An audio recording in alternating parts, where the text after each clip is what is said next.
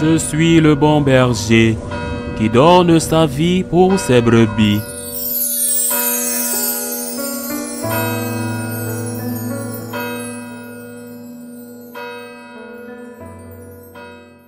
En ce temps-là, Jésus disait, « Quel malheur pour vous, parce que vous baptisez les tombeaux des prophètes, alors que vos pères les ont tués. Ainsi, vous témoignez que vous approuvez les actes de vos pères, puisque eux-mêmes ont tué les prophètes, et vous, vous baptisez leurs tombeaux.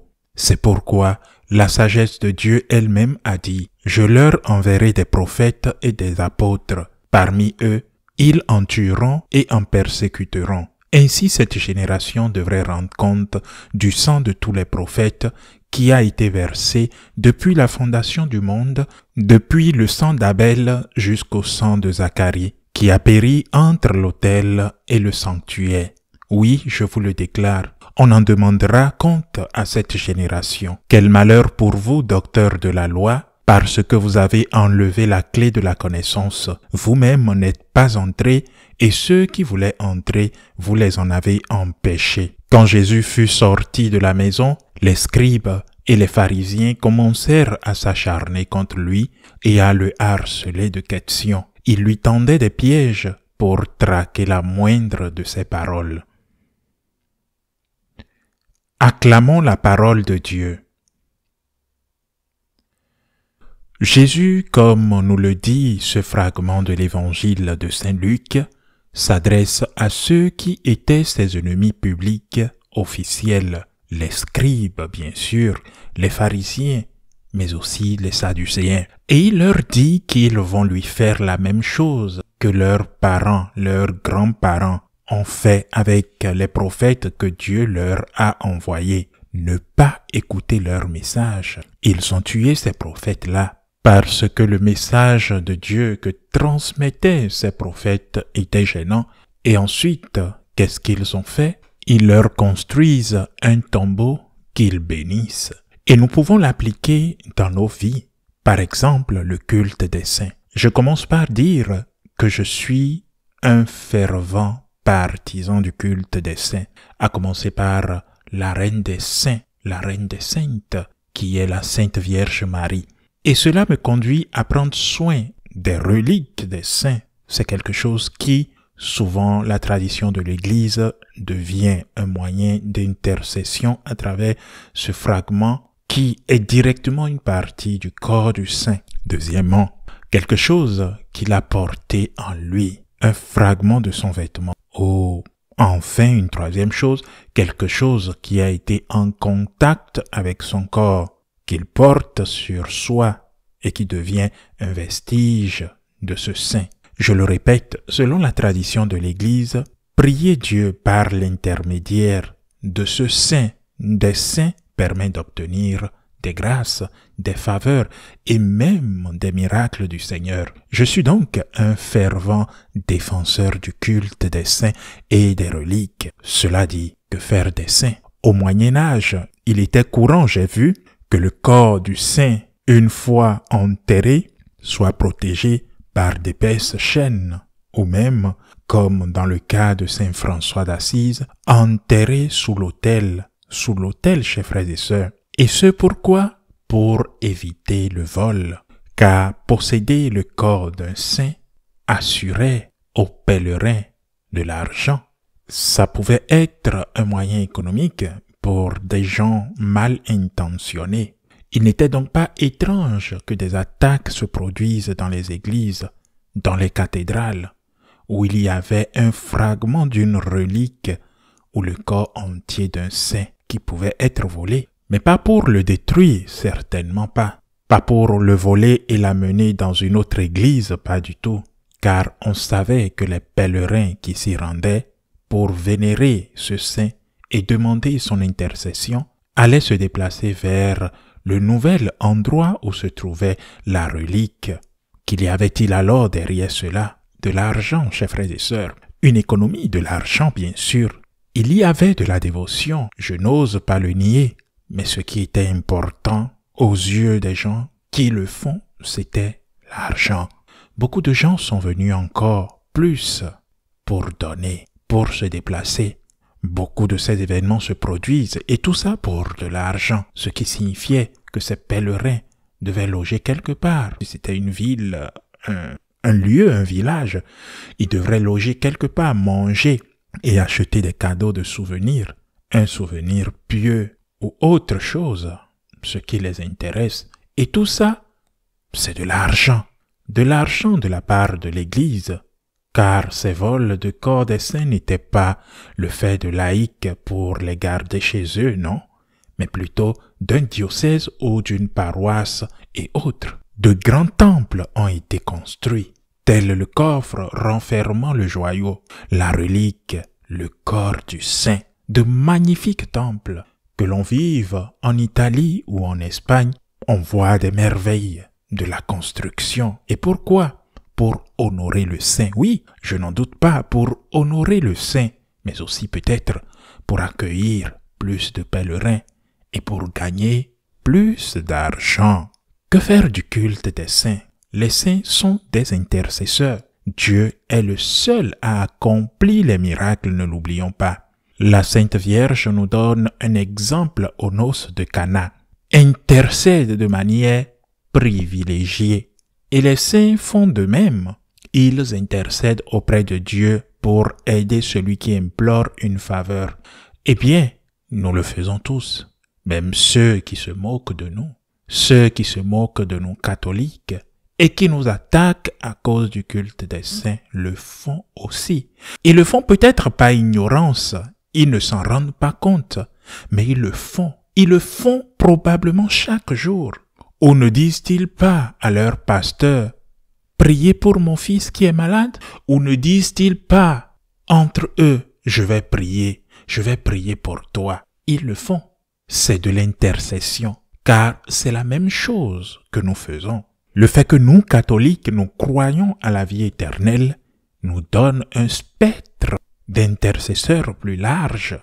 Nous croyons à la vie éternelle, non seulement des vivants qui peuvent prier les uns pour les autres, mais aussi les vivants qui prient pour les morts, les vivants qui sont au ciel, parce que ceux qui sont au ciel ne sont pas morts, ils sont vivants, ils sont plus vivants que nous, et nous les confions nos morts. Et nous prions, nous demandons l'intercession surtout à ceux que nous savons qu'ils sont au ciel, car ils ont été canonisés afin qu'ils puissent intercéder auprès de Dieu.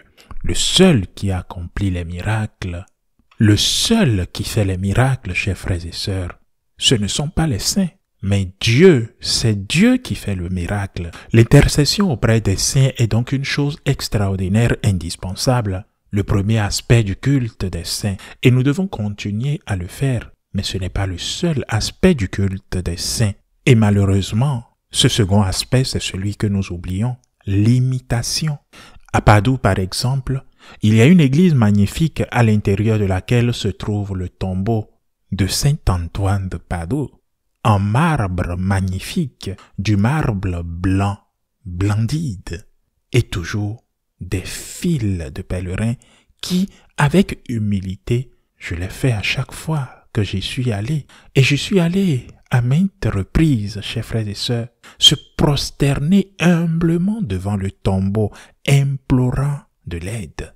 Mais quelqu'un se souvient-il d'imiter Saint Antoine de Padoue? Il était le grand saint des miracles, celui qui prenait soin des pauvres. Avant l'existence de la Caritas dans les paroisses, il y avait une petite corbeille, une tirelire avec l'inscription « Le pain de Saint Antoine » ou « Le pain des pauvres ». C'est ainsi que Caritas s'appelait auparavant. Quelqu'un se souvient-il d'imiter Saint Antoine de Padoue ou de s'adresser à lui pour autre chose que de demander de l'aide? Padre Pio, le grand saint, je suis allé plusieurs fois à Pietrelcina, où il est né, et à Saint Giovanni Rotondo, où repose sa dépouille. Padre Pio, une dévotion extraordinaire. Saint Pio de Pietrelcina, un saint extraordinaire, d'un amour pour les pauvres, fondateur d'un hôpital spectaculaire et immense,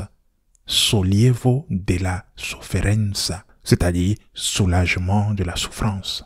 le plus grand hôpital du sud de l'Italie, la région la plus pauvre d'Italie, un grand saint thaumaturge. Mais quelqu'un se souvient-il du message de Saint Pio, de l'importance de la confession, de l'aide à ceux qui souffrent, en particulier aux malades? Saint François d'Assise, que puis-je dire? Je suis franciscain. Assise est une ville magnifique, préservée du temps, pleine de boutiques, avec de magnifiques églises. La basilique où il est enterré, une beauté. La basilique supérieure, encore une beauté, avec ses magnifiques fresques de Giotto. La basilique centrale où on se croirait au paradis, avec ses plafonds bleus constellés d'étoiles. De la crypte où repose le corps du saint.